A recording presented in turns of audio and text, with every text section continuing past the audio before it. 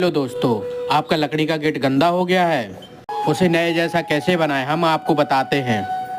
सबसे पहले गेट की धूल को साफ करें, फिर इस पर R4 केमिकल का स्प्रे करें और साफ कपड़े से पॉलिश को सारे गेट पर लगाएं। कुछ समय के लिए पॉलिश को छोड़ दें।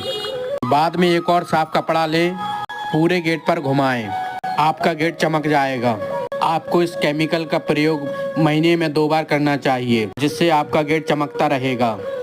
यह पॉलिश आपकी लकड़ी को पानी से बचाता है, आपके गेट पर नमी नहीं आने देता है और किसी भी प्रकार के कीड़े मकोड़े नहीं लगने देता है। यह सबसे आसान तरीका है आपको अपने घर के गेट को चमकाने का। पुराने से पुराना लकड़ी का गेट आप नए जैसा बना सकते हैं इस केमिकल का प्रयोग करके। आपको वीडियो अच्छा लगा हो तो चैनल को सब्सक्राइब और लाइक कमेंट अवश्य करें। आपके घर को सुंदर बनाने के लिए अच्छे वीडियो देते रहेंगे हम। धन्यवाद।